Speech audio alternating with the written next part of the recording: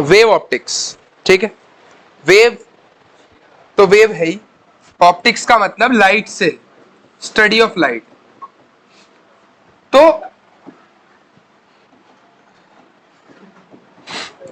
Wave optics के अंदर हम मेनली लाइट पे ही फोकस रखेंगे, ठीक है। सबसे पहला सवाल यह है, वेव होती क्या है? कोई बच्चा एक्सप्लेन करना चाहो, what is wave? Disturbance in the medium. सबसे इजी एक्सप्लेनेशन है कि वेव किसी मीडियम के अंदर क्रिएट करी हुई एक डिस्टरबेंस है, लेकिन उस डिस्टरबेंस का काम क्या होता है? एनर्जी को एक पॉइंट से दूसरे पॉइंट तक ट्रांसफर करना बिना एक्चुअल मूवमेंट ऑफ मैटर के।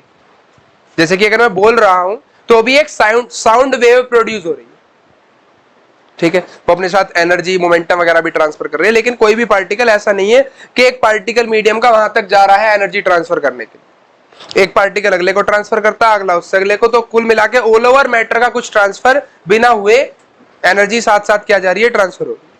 लाइट वेव है, सन से अर्थ तक एनर्जी आ रही है बिना किसी मैटर के ट्रांसफर, ठीक है। तो वेव की डेफिनेशन लिखेंगे, a wave is a disturbance in a medium. Wave क्या है? किसी मीडियम के अंदर होने वाली disturbance that transfer energy from one point in space to another point, जो स्पेस में एक पॉइंट से दूसरे पॉइंट तक एनर्जी का क्या करती है? Transfer, without any actual movement of matter, बिना किसी मैटर के एक्चुअल मूवमेंट के। सिंपल वेव का रिप्रेजेंटेशन हम ऐसे कर देते हैं, लेकिन सभी वेव ऐसे ट्रेवल हो ऐसा जरूरी नहीं, ठीक है। मीडियम के बेसिस पे अगर देखा जाए तो दो टाइप की वेव बनेंगी, एक मैकेनिकल वेव और एक नॉन मैकेनिकल वेव। वो वेव जिसे मीडियम के अंदर प्रोपोगेट करने के लिए, मतलब प्रोपोगेट करने के लिए मीडियम की आवश्यकता हो, वो होगी मैकेनिकल वेव। मैकेनिकल वेव वो वेव है जिसे प्रोपोगेट करने के लिए किसकी आवश्यकता है? मीडियम की। यानी बिना मीडियम के वो वेव प्रोपोगेट कर ही नहीं सकती। जैसे कि एग्जांपल के तौर पे साउंड वेव, साउंड को ट्रेवल होने के लिए मीडियम चाहिएगा ही। अगर यहां से मीडियम हटा दे, वैक्यूम क्रिएट कर दे, तो मैं कितना ही चिल्ला लूं तुम तक आवाज नहीं पहुंचेगी, ठीक है। तो साउंड वेव को ट्रेवल होने के लिए मीडियम चाहिए। जबकि लाइट कैसी वेव है? Non mechanical wave. उसे ट्रेवल होने के लिए, उसे प्रोपोगेट करने के लिए मीडियम की जरूरत नहीं होती। वो वेव बिना मीडियम के भी एक पॉइंट से दूसरे पॉइंट तक स्पेस में प्रोपोगेट कर सकती, ठीक है। तो टाइप्स वेव के हो गए दो, लेकिन ये टाइप्स किसके बेसिस पे हैं? On the basis of medium. Medium के बेसिस पे अगर हम देखें, mechanical wave, those wave which need medium for its propagation is called mechanical wave. वो वेव जिन्हें मीडियम में प्रोपोगेट होने के लिए, मीडियम की आवश्यकता है। जैसे कि एग्जांपल के तौर पे हो गया साउंड। और those wave which do not require any medium for its propagation, वो नॉन मैकेनिकल वेव कहलाएंगी। जैसे कि इंफ्रारेड, ईएम वेव, सारे स्पेक्ट्रम में जितनी भी वेव हमने पढ़ी है चैप्टर 8 में, अल्ट्रावायलेट, विजिबल, इंफ्रारेड, वो सब कैसी हैं? नॉन मैकेनिकल, क्योंकि वो बिना मीडियम के भी क्या करती हैं? प्रोपोगेट करती, ठीक है। दूसरा क्लासिफिकेशन हम कर सकते हैं on the basis of direction of propagation, या वाइब्रेशन के बेसिस पे। वेव जो है वाइब्रेट किस डायरेक्शन में हो रही है? जैसे कि longitudinal wave, those wave in which particle of the medium vibrate in the direction of wave propagation। मान के चलो वेव की डायरेक्शन इस इधर है और मीडियम के पार्टिकल भी ऐसे ही वाइब्रेट करें, ठीक है। तो जो वेव बनेगी वो कैसी वेव होगी? Longitudinal wave. यानी ये हो गई direction of vibration of particle, और ये हो गई डायरेक्शन ऑफ वेव मोशन। तो वेव मोशन की डायरेक्शन और मीडियम के वाइब्रेट होने की डायरेक्शन, दोनों चीजें अगर सेम है एक ही तरफ, तो क्या होगी? लॉन्गिट्यूडनल। जैसे कि साउंड, इसका एग्जांपल भी क्या है? Sound wave. क्या होता है साउंड वेव के अंदर? जब हम बोलते हैं तो वाइब्रेशन क्रिएट कर रहे हैं, और वो वाइब्रेशन मीडियम में ऐसे ट्रेवल करेगा, तो जो पार्टिकल मीडियम के वाइब्रेट होंगे वो टू एंड फ्रो वाइब्रेट होंगे, और वेव भी इसी डायरेक्शन में जा रही होगी। इधर वेव जा रही है तो इधर वाइब्रेट हो रहे होंगे, तो जिस भी डायरेक्शन में वेव जाएगी उसी डायरेक्शन में मीडियम के पार्टिकल वाइब्रेट करेंगे, ठीक है। ये किसका एग्जांपल है? Longitudinal wave. दूसरा टाइप है ट्रांसवर्स वेव। ट्रांसवर्स वेव क्या है? जब मीडियम के पार्टिकल वेव की डायरेक्शन के परपेंडिकुलर वाइब्रेट करें। ये पार्टिकल तो ऐसे वाइब्रेट हो रहे हैं ऊपर नीचे और वेव जा रही है सामने, तो वेव कौन सी बनेगी? ट्रांसवर्स। अगर सही से समझो तो मान लो मीडियम के पार्टिकल में बनाऊं, कुछ ऐसा डायग्राम बनेगा।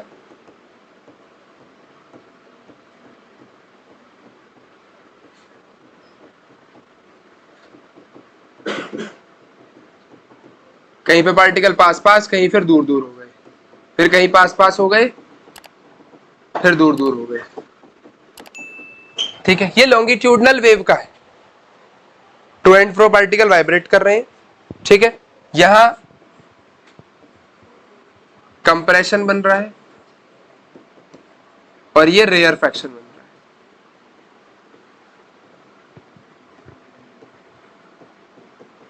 ठीक है, जहां पार्टिकल पास पास हो कंप्रेशन, जहां दूर दूर हो रेयरफैक्शन। तो लॉन्गिट्यूडनल वेव कंप्रेशन रेयरफैक्शन ऐसे ट्रेवल करती है। और ट्रांसवर्स वेव जो है उसके अंदर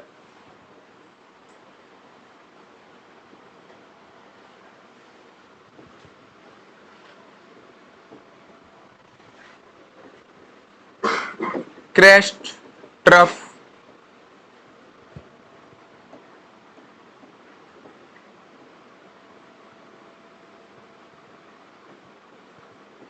ऐसे बनेंगे।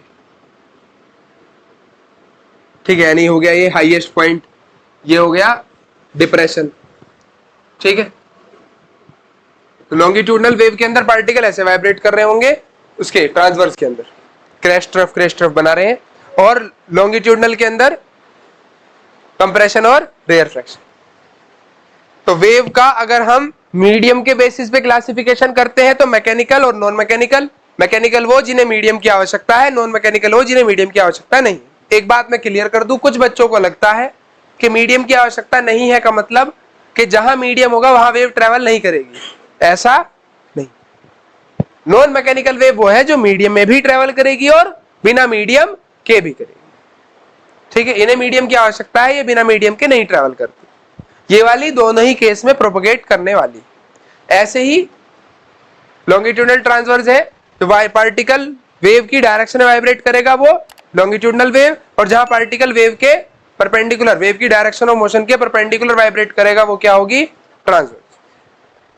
ठीक है, पानी, शांत पानी है, उसमें तुमने पत्थर मारा तो तुमने एक मीडियम में क्या क्रिएट करी? डिस्टर्बेंस। तो क्या बनती है? वेव। वही तो वेव है। तो कैसी वेव हो गई? ट्रांसवर्स, क्योंकि पानी के पार्टिकल ऊपर नीचे वाइब्रेट कर रहे हैं और वेव जा कहां रही है? आगे। क्लियर है?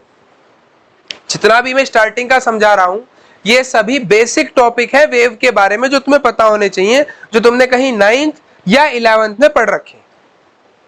12th क्लास का टॉपिक शुरू होगा वेव फ्रंट से। जहां वेव फ्रंट आएगा वहां 12th की बुक खोलोगे, पहले टॉपिक वेव फ्रंट मिले। ऑल ओवर मिला के चैप्टर के अंदर 3 क्लासिफिकेशन में कर सकता हूं कि इस चैप्टर में मुझे मेनली 3 चीज पढ़नी। एक हमें पढ़नी है वेव फ्रंट। वेव फ्रंट के अंदर टॉपिक में कह सकता हूं हाइगन्स प्रिंसिपल। ठीक है, हाइगन्स प्रिंसिपल। दूसरा इंटरफियरेंस पढ़ना है, इसके अंदर यंग डबल स्लिट एक्सपेरिमेंट आ जाएगा। और तीसरा डिफ्रैक्शन।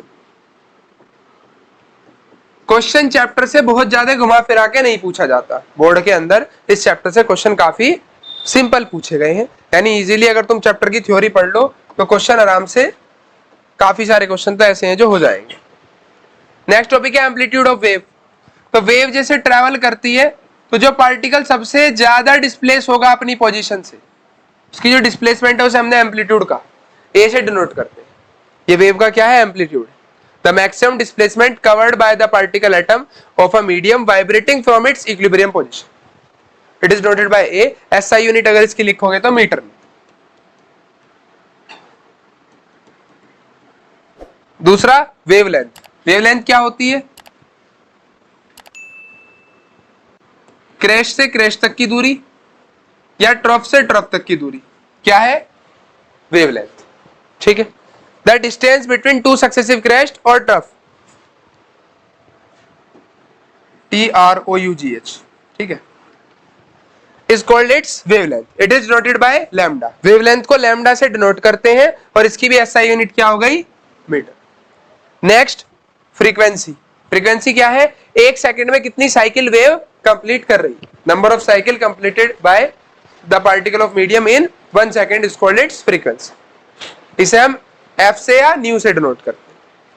एक टॉपिक आएगा टाइम पीरियड, टाइम पीरियड क्या होगा,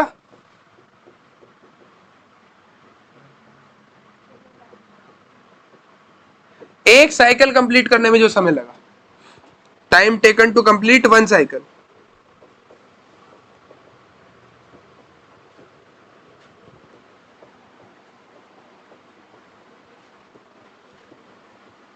इज कॉल्ड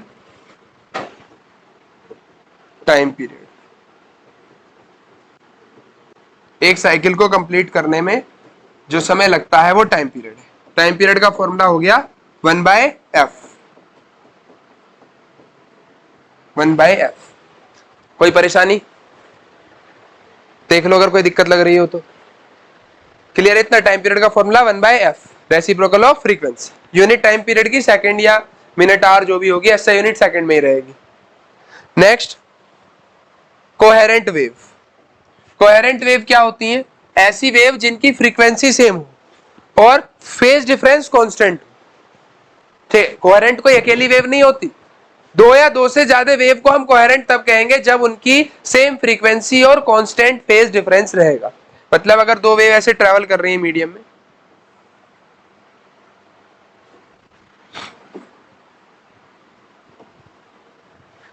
ये दूसरी वेव हो गई कि इनका जो फेज डिफरेंस है वो कांस्टेंट है।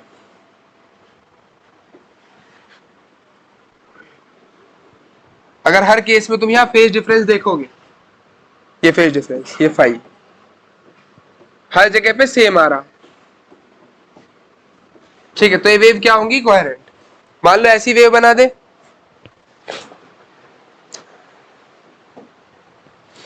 कि जी एक वेव तो ये जा रही है, दूसरी वेव यहां से शुरू हुई और वहां पहुंच गई, तो ये फिर कोहेरेंट नहीं, क्योंकि इसमें यहां तो फेज डिफरेंस आया इतना, यहां फेज डिफरेंस हो गया इतना। क्लियर, यहां देखो फेज डिफरेंस क्या हो गया, सेम हर जगह। अगर दो वेव का फेज डिफरेंस बार बार अलग अलग होता जा रहा है तो वो कोहेरेंट नहीं होंगी।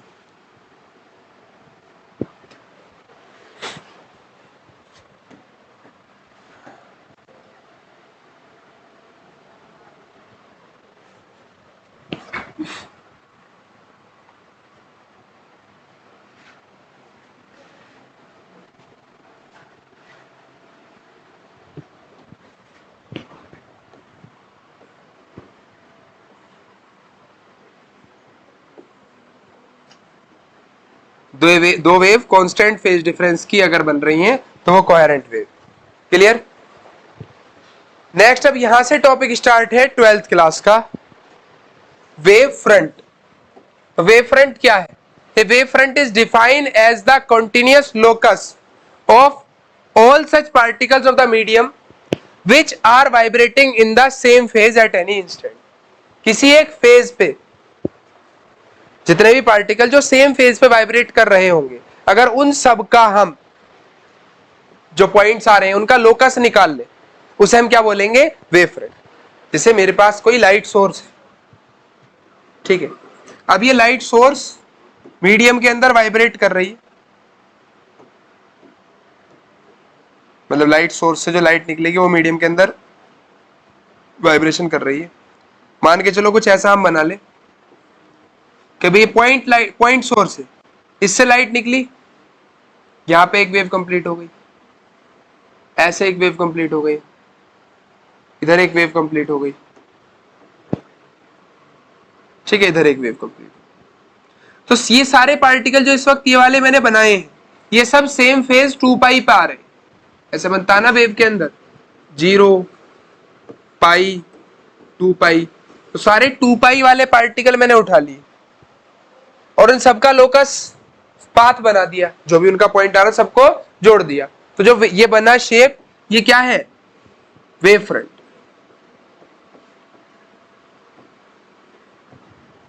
मैं ये वाले पार्टिकल जोड़ लूं, सेम फेज पे आ रहे हैं, तो भी क्या बनेगा?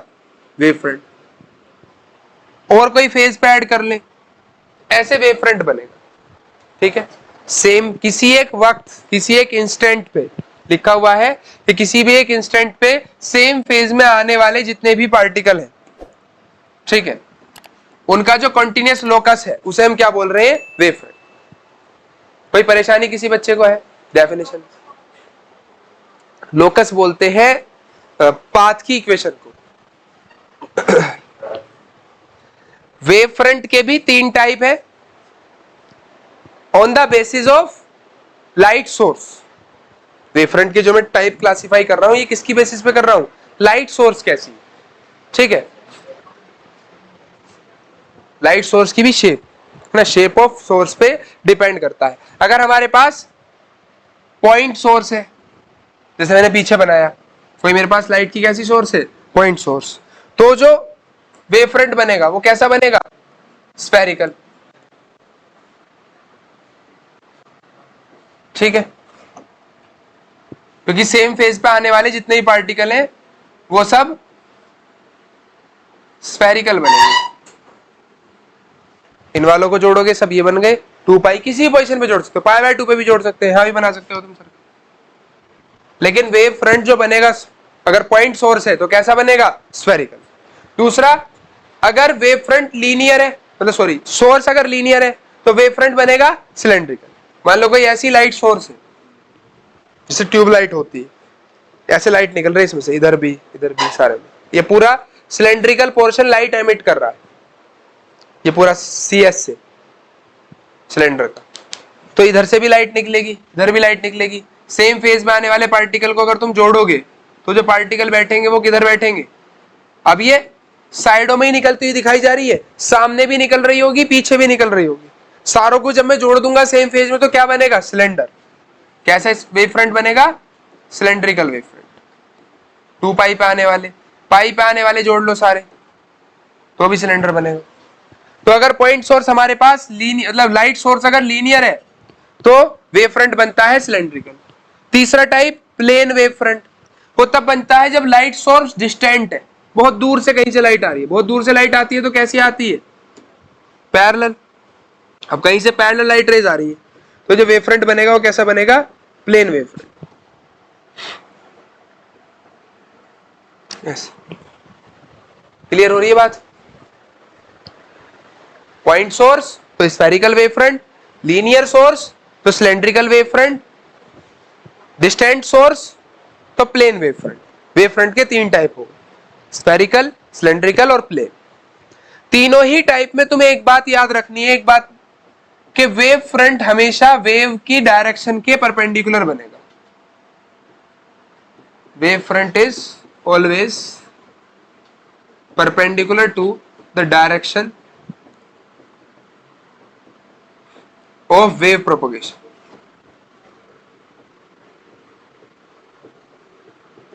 ध्यान देना जरा, वेव अगर इधर जा रही थी ऐसे, वेव के प्रोपगेशन की डायरेक्शन अगर ये थी तो इस डायरेक्शन के वेव फ्रंट क्या है? परपेंडिकुलर। अगर वेव की प्रोपगेशन की डायरेक्शन इधर थी तो ये वेव फ्रंट इसके क्या है? परपेंडिकुलर। अगर वेव इधर ट्रेवल कर रही है तो वेव फ्रंट इसके क्या हो गया? परपेंडिकुलर। वेव फ्रंट हमेशा वेव की डायरेक्शन के क्या बनेगा? परपेंडिकुलर। कोई परेशानी? नेक्स्ट देख सकते हो डायग्राम बुक के बनाए हुए हैं, किसी को मेरे बनाए हुए समझ में ना आ रहे हो तो। पॉइंट सोर्स है अगर तो वेव फ्रंट कैसा बन गया? स्फेरिकल। ठीक है, लीनियर सोर्स है तो यहां भी चारों तरफ लाइट निकल रही है, यहां भी चारों तरफ लाइट निकल रही है, सेम फेज पे जोड़ोगे तो कैसा बनेगा? सिलेंड्रिकल। अगर डिस्टेंट सोर्स है तो वहां से लाइट रेज कैसी आ रही होंगी? पैरेलल, तो उन पे वेव फ्रंट बनेगा प्लेन। एग्जाम में बोर्ड के पेपर में ये क्वेश्चन भी पूछा जा चुका है कि बताओ 3 पार्ट में, अगर लाइट सोर्स पॉइंट है तो कैसा wave front, light source linear है तो कैसा wave front, light source distant है तो कैसा वेव फ्रंट बनेगा। ये ऐसे कह दे कि सन से लाइट आ रही है तो बताओ उस पे कैसा वेव फ्रंट बनेगा, तो क्या बनाओगे? प्लेन। बल्ब से लाइट आ रही है तो कैसा बनेगा? बल्ब को एज अ पॉइंट सोर्स मान के चलते हैं तो स्फेरिकल। वो इन्फिनिटी पे है हमारे लिए, सन से लाइट रेज हम तक आती है वो पैरेलल आती है। बल्ब जो निकाल रहा हो चारों तरफ निकाल रहा, बस पीछे की तरफ थोड़ा सा पोर्शन रह जाता है। और ट्यूबलाइट वगैरह से पूछता है तो हम क्या कहेंगे, सिलेंड्रिकल। नेक्स्ट, अब हमें ये पढ़ना है कि वेव फ्रंट के लिए प्रिज्म कैसा बिहेव करेगा, यानी प्रिज्म वेव फ्रंट पे क्या फर्क डालेगा। तो मान लो लाइट रेज है, पैरेलल राइट रे मैंने प्रिज्म पे इंसिडेंट कराई, तो प्रिज्म से रिफ्रैक्शन होके वो लाइट रे अपनी डायरेक्शन चेंज कर लेंगी, लेकिन रहती पैरेलल की पैरेलल ही, यानी प्लेन वेव फ्रंट था जो हमने प्रिज्म पे डाला, वो रहा कैसा, प्लेन, लेकिन इसकी डायरेक्शन बदल गई। ठीक है, क्यों हुआ ऐसा,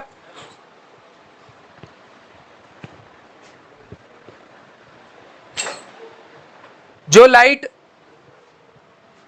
इंसिडेंट हुई एक तो बेस पे आ रही है, ऐसे होता है दो नहीं बहुत सारी लाइट आ रही है, लेकिन जो लाइट सबसे नीचे आएगी उसे दूसरे मीडियम में, दूसरा मीडियम ग्लास है, मान लो ग्लास का बना हुआ प्रिज्म, तो इसे यहाँ पे ज्यादा डिस्टेंस ट्रेवल करनी है, इस वाली को इस मीडियम में क्या करनी है, कम डिस्टेंस। एयर में स्पीड ज्यादा है, ग्लास के अंदर स्पीड क्या हो गई, कम, तो इस वाली लाइट की स्पीड ज्यादा देर के लिए कम रही, इसकी स्पीड थोड़ी सी देर के लिए कम रही, तो ये वाली तो आगे निकल गई, जैसे चल रहे हैं इसकी स्पीड थोड़ी देर के लिए स्लो हुई, ये फिर तेज हो गई, इसकी स्पीड नीचे वाली की बहुत देर स्लो रही, तो ये तो आगे निकल जाएगी ना, ठीक है, ये पीछे रह गई वेव, लेकिन रिफ्रैक्शन के बाद भी ये रहेंगी कैसी, पैरेलल, तो होगा क्या, वेव फ्रंट बनेगा तो, लेकिन वो थोड़ा सा उसकी जो ऐसे सीधा बन रहा था वो ऐसा होगा। तो लिखा है since speed of light is less in glass, the lower portion of the wave front which coming from the thickest part of the prism will get delayed as shown, इसे दिखाया गया है, जो थिकेस्ट पास से पार्ट होगा वो थोड़ा delay रह जाएगा, ये आगे निकल गया थोड़ा पीछे रह गया बस। तो तुमसे डायग्राम भी बनवाने को पेपर में पूछ सकता है कि बताओ प्रिज्म पे अगर हम एक प्लेन वेव फ्रंट डालें तो कैसा उसका रिफ्रैक्टेड वेव फ्रंट होगा, इंसिडेंट वेव फ्रंट बना के दे दिया और रिफ्रैक्टेड वेव फ्रंट हमसे पूछ ले, क्योंकि डायग्राम कंप्लीट करके दिखाओ। ठीक है, दूसरा कॉन्वेक्स लेंस कैसा बिहेव करता है वेव फ्रंट के लिए, तो कॉन्वेक्स लेंस पे अगर मैं देखता हूं, the centre portion of the incoming wave front has to pass through the thickest portion and get delayed the most,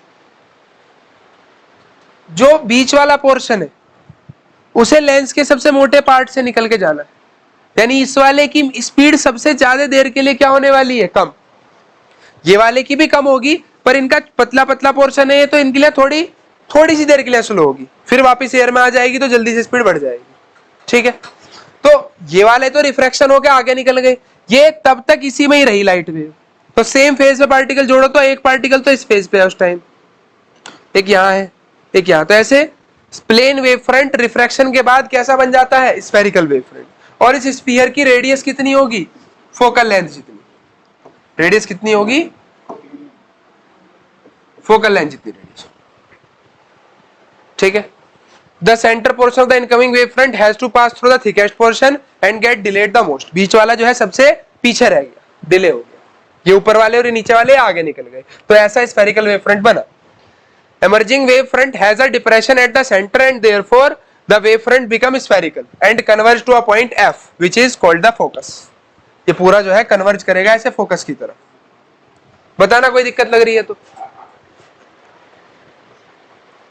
समझ में आ रही है इतनी बात।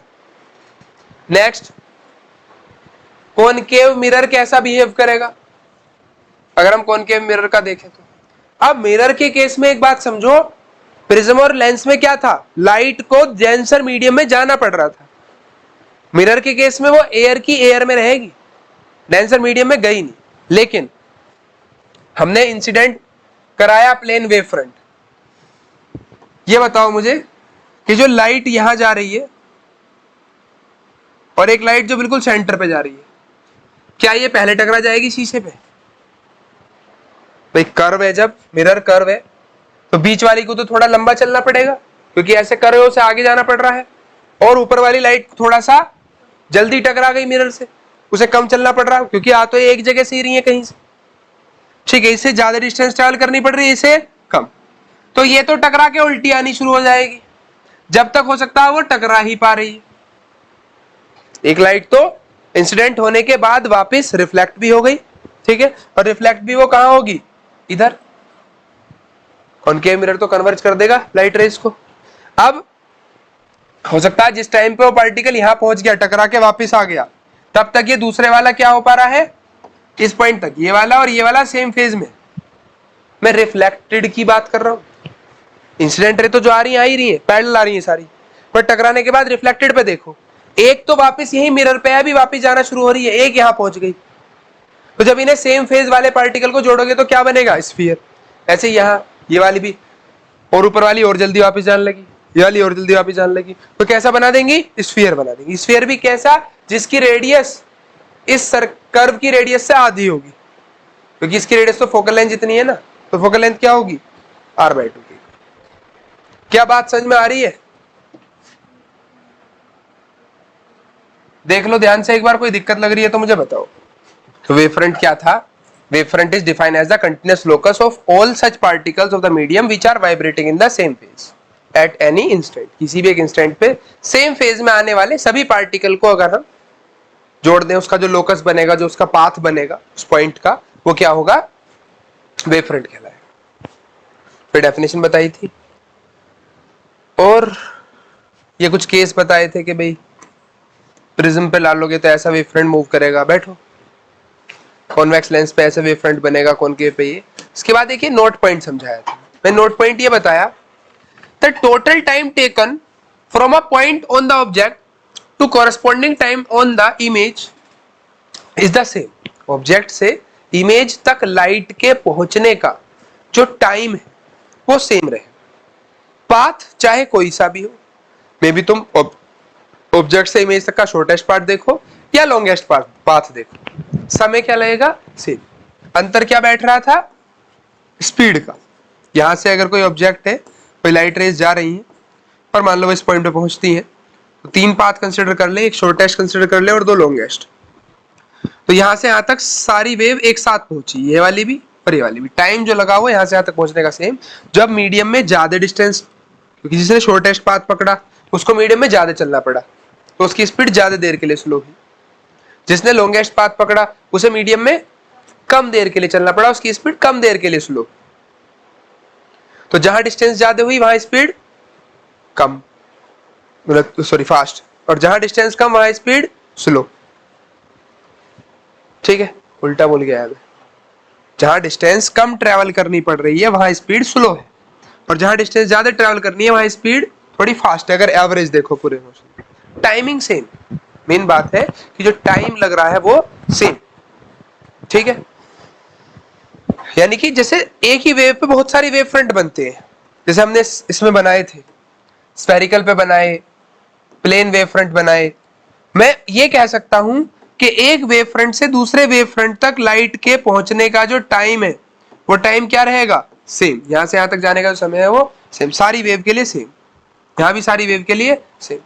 एक वेव फ्रंट यहां बना, इस वेव फ्रंट से इस वेव फ्रंट तक जाने का जो टाइम है, अभी तो मीडियम एक ही है, तुम्हें लग रहा होगा लाइट की स्पीड सेम है, डिस्टेंस सेम है, तो टाइम भी सेम। मैं कह रहा हूं मीडियम अगर बदला भी तो भी वो एक वेव फ्रंट से दूसरे वेव फ्रंट का जो समय है वो क्या रहेगा, सेम रहेगा। ये नोट पॉइंट कल बताया था जो इंपॉर्टेंट है बहुत।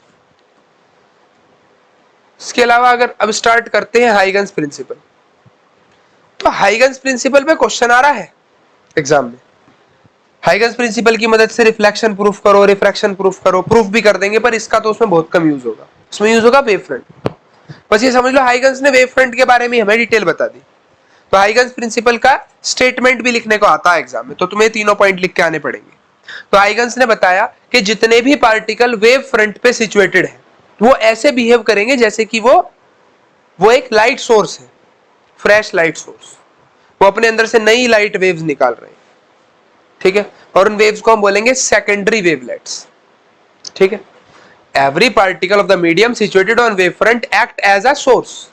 सभी पार्टिकल जो वेव फ्रंट पे है वो ऐसे बिहेव कर रहे हैं जैसे कि वो सोर्स है, from which fresh light waves originate, जहां से क्या हो रहा होगा, फ्रेश लाइट वेव ओरिजिनेट हो रही होगी। These fresh light waves are secondary wavelets। जो फ्रेश लाइट वेव है क्या है, सेकेंडरी वेवलेट्स, ठीक है। दूसरा point, the speed of secondary wavelets in a medium in all possible direction is equal to the speed of original light wave in a medium. जो secondary waves निकल रही हैं उनकी जो स्पीड है वो कितनी है, जितनी प्राइमरी की थी, जितनी इनिशियल लाइट की स्पीड थी उतनी ही सेकेंडरी वेव की स्पीड भी होगी। थर्ड पॉइंट, अगर हम सेकेंडरी वेव पे टेंजेंट ड्रॉ कर दें, यानी सेकेंडरी वेव पे सेम फेज में आने वाले सारे पार्टिकल जोड़ दें, तो एक नया वेव फ्रंट बन जाएगा जिसे हम बोलेंगे सेकेंडरी वेव फ्रंट। ठीक है, ऐसे समझो एक लाइट सोर्स है, इससे लाइट निकली, पॉइंट सोर्स है ना, ये तो सेम फेज पे आने वाले सारे पार्टिकल जोड़े तो स्फेरिकल वेव फ्रंट बन जाएगा। अब जितने भी पार्टिकल यहां वेव फ्रंट पे आए, इन्होंने कैसा बिहेव करा, जैसे इनसे फ्रेश लाइट निकल रही हो आगे। ठीक है, इन फ्रेश लाइट को क्या बताया, सेकेंडरी वेवलेट्स, और इनकी स्पीड उतनी जितनी पहले थी, इनिशियल लाइट वेव की स्पीड थी। और अगर इन सेकेंडरी पे फिर से वेव फ्रंट बना दूं तो वो सेकेंडरी वेव फ्रंट बन जाएगा। बस इतनी सी बात हाइगन्स प्रिंसिपल है 3 पॉइंटों में बताई गई है, जो पॉइंट तुम्हें एज इट इज ये याद करने, एग्जाम के अंदर सीधे सीधे स्टेट हाइगन प्रिंसिपल लिखने के लिए ये पॉइंट आएंगे, और इसके साथ डायग्राम ये वाला बनाना है। ठीक है, ये दिया हुआ है कि पार्टिकल है, से लाइट निकल रही है, वेव फ्रंट पे जो पार्टिकल आ रहे हैं, फिर से दोबारा अगर टेंजेंट ड्रॉ कर दे, ठीक है, जैसे यहां से ड्रॉ करा, ये सेंटर लिया, ये टेंजेंट ड्रॉ कर दी, ये टेंजेंट, ये सर्कल था, इस पे टेंजेंट, ये सर्कल था, इस पे टेंजेंट, इन सारों पे अगर टेंजेंट ड्रॉ कर दे तो क्या बन जाएगा, सेकेंडरी वेव फ्रंट। तो इसके साथ ये वाला डायग्राम तुम्हें पेपर में बना के आना है। 3 मार्क्स का क्वेश्चन, 2 मार्क्स का, कितने का भी है, पूरे मार्क्स मिल जाएंगे आराम से, कोई परेशानी। क्या बताया एक बार दोबारा से सुन लो, जितने भी पार्टिकल वेव फ्रंट पे सिचुएटेड है वो ऐसे बिहेव करेंगे जैसे कि वो एक फ्रेश लाइट का सोर्स है, और जब वहां से लाइट ओरिजिनेट हो रही है वो सेकेंडरी वेवलेट्स कहलाती है। सेकेंडरी वेव, दूसरा पॉइंट है, सेकेंडरी वेवलेट की जो स्पीड है वो प्राइमरी वेव के जितनी ही होगी, यानी इनिशियल जो स्पीड थी उतनी ही होगी। और तीसरा पॉइंट कि अगर हम सेकेंडरी वेवलेट्स पे फिर से टेंजेंट ड्रॉ कर दें तो हमें सेकेंडरी वेव फ्रंट मिल जाएगा। क्लियर। इसके बाद एक टॉपिक है proof of law of refraction by using Huygens principle. Huygens principle की मदद से हमें लॉ ऑफ रिफ्रैक्शन प्रूफ करना है। तो लॉ ऑफ रिफ्रैक्शन प्रूफ करने के लिए मैं लेट करूंगा कि कोई मीडियम है, उसकी बाउंड्री है, और इस पे हमने 2 पैरेलल लाइट इंसिडेंट कराई। मान लो ये लाइट रेज ए और बी है, लेट लैंग्वेज में लिख दोगे, let A comma B be the incident light, incident होना medium at point A and B, A और बी पॉइंट पे लाइट रेज पैरेलल इंसिडेंट हुई। ठीक है, ये कोई मीडियम है जिसका रिफ्रैक्टिव इंडेक्स n1 है, ये कोई मीडियम है जिसका रिफ्रैक्टिव इंडेक्स n2 है। यहां लाइट की स्पीड v1 मान लो, यहां लाइट की स्पीड v2 मान लो। क्लियर। अब लाइट एक मीडियम से दूसरे मीडियम जा रही है, क्या करेगी, रिफ्रैक्ट। तो ये लाइट वेव्स क्या होंगी, रिफ्रैक्ट होंगी, ये हो गई रिफ्रैक्टेड लाइट वेव। लेकिन अगर वो पैरेलल आई थी तो आफ्टर रिफ्रैक्शन भी ये क्या रहेंगी, पैरेलल रहेंगी। तो ये पैरेलल लाइट रे इंसिडेंट हुई, और आफ्टर रिफ्रैक्शन भी ये क्या हो गई, पैरेलल। कोई डाउट की बात इसमें, देखो अगर किसी को लगता है तो हमने सिंपल पढ़ाई है रिफ्रैक्शन में। मान लो रिफ्रैक्शन के बाद इसका नाम a डैश b डैश लिख दो। ठीक है, अब अगर मैं नॉर्मल ड्रॉ करूं,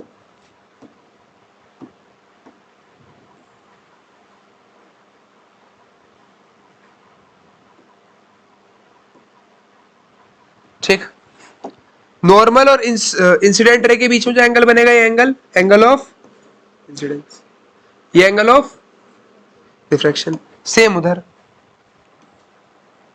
नॉर्मल ड्रॉ कर दे, ये एंगल ऑफ इंसिडेंस, ये angle of refraction. Angle i angle r same रहेंगे। पैरेलल आई थी तो दोनों का एंगल ऑफ इंसिडेंस क्या रहेगा, सेम। पैरेलल गई तो दोनों का एंगल ऑफ रिफ्रैक्शन भी क्या रहेगा, सेम। कोई परेशानी इस बात में। हमें प्रूफ क्या करना है, law of refraction. Law of refraction क्या था, स्नेल्स लॉ। हमें प्रूफ करना है साइन आई साइन आर का रेशो कांस्टेंट होता है, और उस कांस्टेंट की वैल्यू रिलेटिव रिफ्रैक्टिव इंडेक्स के बराबर, n2/n1 के बराबर प्रूफ करना है। ठीक है, उसके लिए हम बनाएंगे वेव फ्रंट।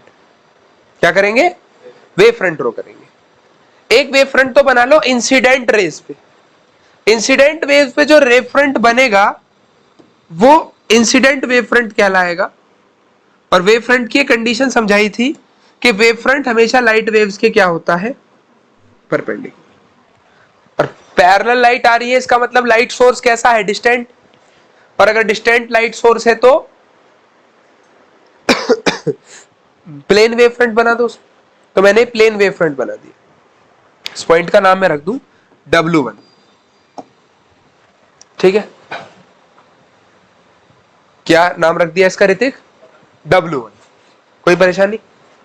और रिफ्रैक्टेड वेव पे भी वेव फ्रंट बना दे, तो यहां भी इन दोनों वेव के पैरेलल लाइट बन जानी चाहिए, मतलब इन दोनों के परपेंडिकुलर। इस पॉइंट का नाम हम रख देते हैं W2।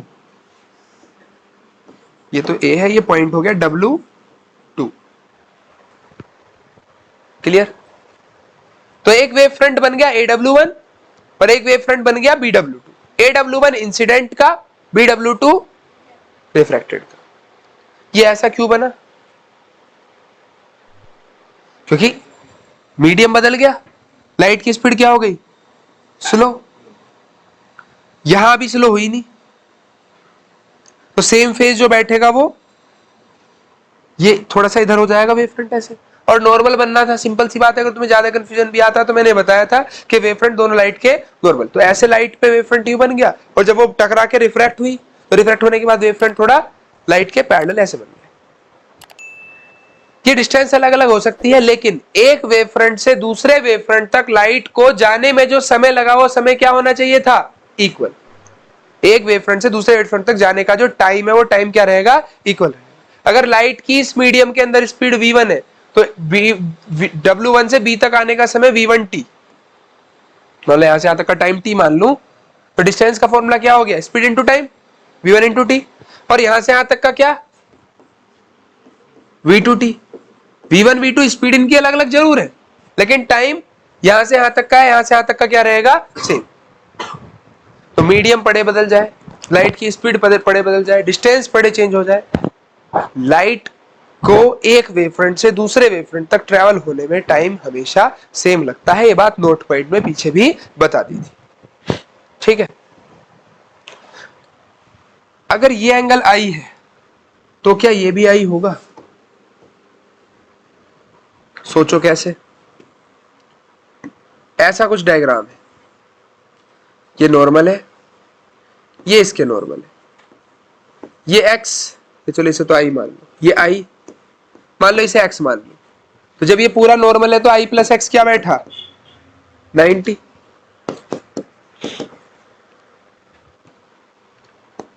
इसे y मान ले, ये वाले को, ये जब पूरा नॉर्मल है तो y प्लस एक्स भी क्या बैठा, 90। जब दोनों की RHS बराबर है, दोनों की LHS भी बराबर रखोगे, x कट जाएगा, I इक्वल टू वाई, यानी ये एंगल और ये एंगल इक्वल। तो ये वाला I था तो मैंने इसे भी I ऐसे समझ सकते हो, ये I है तो ये 90 माइनस I, और अगर ये 90 माइनस I है तो ये I है। कोई दिक्कत परेशानी तो बताओ।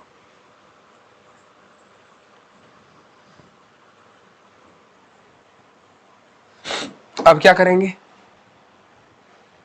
इधर और देखो एक बार। अगर ये R है तो ये 90 माइनस R,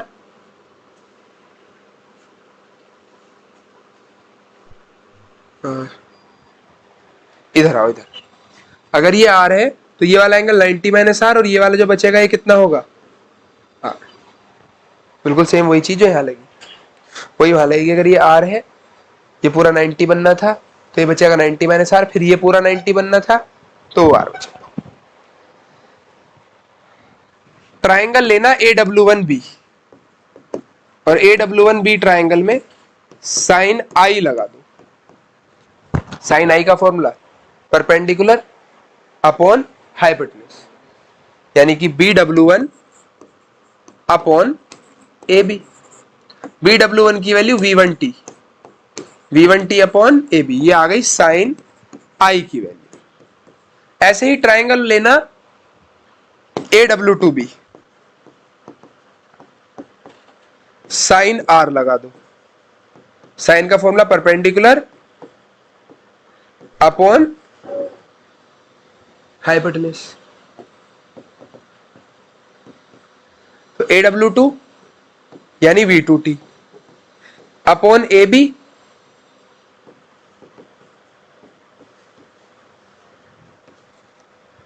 अगर मैं इन्हें डिवाइड करा दूं sine i upon sine r V1T by AB upon V2T by AB। तो AB से AB जाएगा, T से T जाएगा, तो sine i upon sine r की वैल्यू बच गई V1 बाय V2। हम इसे ऐसे भी तो लिख सकते हैं C bye V2 C by V1, क्योंकि अगर C से C काट दें तो V1 सबसे ऊपर पहुंचने वाला है। C बाय V2 क्या N2, C by V formula पढ़ा रिफ्रैक्टिव इंडेक्स का। C बाय V1 क्या, तो sine i upon sine r कितना आ गया N2 अपॉन N1। यही मुझे प्रूफ करना था, ये लॉ ऑफ रिफ्रैक्शन प्रूफ हो गया स्नेल्स लॉ। नेक्स्ट टॉपिक है proof of law of reflection by using Huygens principle. Huygens principle से हम लॉ ऑफ रिफ्लेक्शन प्रूफ करेंगे, यानी एंगल आई एंगल आर के इक्वल होता है, बात प्रूफ करके दिखानी है। तो अब रिफ्लेक्शन कराने के लिए मुझे क्या मानना पड़ेगा, मिरर। तो ये कोई मिरर हो गया, जिस मिरर पे मैं पैरेलल लाइट इंसिडेंट करा दूं। अब जो पैरेलल लाइट इंसिडेंट हुई, मान लो एक पैरेलल लाइट आ गई और ये दूसरी पैरेलल लाइट आ गई, तो दोनों पैरेलल, दो लाइट रेज आ गई, और ये आफ्टर रिफ्लेक्शन क्या करेंगी, भाई मिरर से टकरा के तो क्या जाना है इन्हें वापस,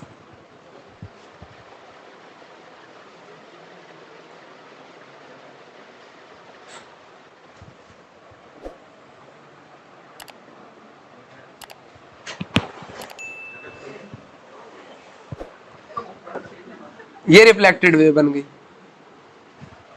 ठीक है, ये दोनों इंसिडेंट है, ये दोनों रिफ्लेक्टेड है, कोई दिक्कत की बात। तो ये क्या बन गया, धमाल पिक्चर वाला बड़े वाला डब्लू बन गया, इसके नीचे पैसा दबा हुआ है। ठीक है भाई ऋतिक। अब ये हो गया नॉर्मल,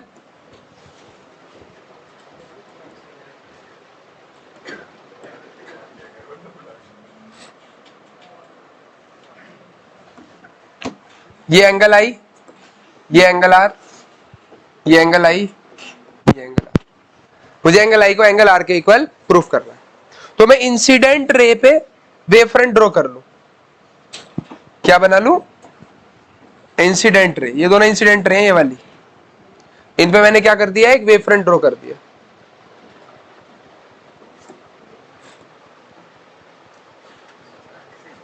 नॉर्मल बनना चाहिए ना वेव फ्रंट लाइट रे की, तो मैंने ऐसा बना दिया, ऐसे नॉर्मल है, ये नॉर्मल। और दूसरा वेव फ्रंट बनाया इन दोनों रिफ्रैक्टेड रे पे, इन पे वेव फ्रंट बनाए, तो ये तो हो गया इंसिडेंट वेव फ्रंट, ये हो गया रिफ्लेक्टेड वेव फ्रंट। ये इंसिडेंट रे पे बनने वाला वेव फ्रंट, इसे मैं AW1 लिख दूं, और रिफ्लेक्टेड रे पे जो बन रहा है BW2। ये AB इंसिडेंट रे है और ये A', B' रिफ्लेक्टेड रे। इसे थोड़ा सा बढ़ा देते हैं, ये डैश।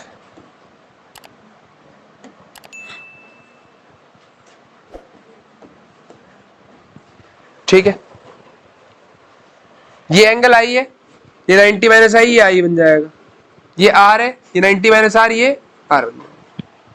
इसके अंदर हम क्या करेंगे, ट्राइंगल AW1B और ट्राइंगल AW2B लेंगे। ट्राइंगल ये लिया और एक ट्राइंगल ये लिया, इसमें एंगल AW1B BW2A के इक्वल है, क्यों, ईच 90। ये वाला एंगल भी 90 डिग्री का, ये वाला एंगल भी 90 डिग्री।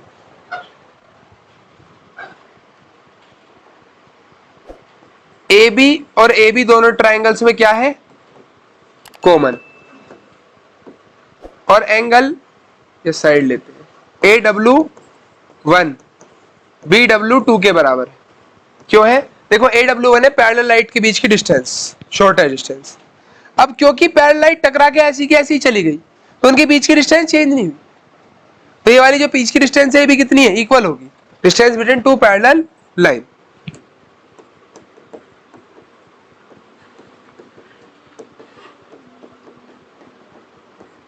कौन सा रूल लग गया, आरएचएस, आरएचएस कॉन्ग्रुएंस रूल।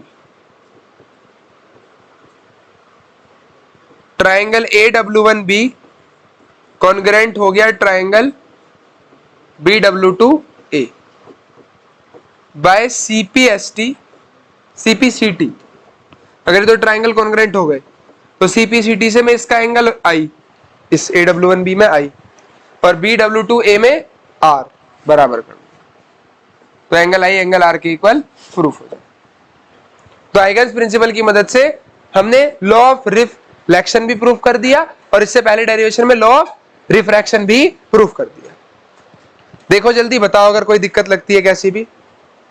ठीक, दोनों तीनों के तीनों टॉपिक जो आज कराए हैं ये बोर्ड में पूछे जा चुके हैं, तीनों इंपॉर्टेंट।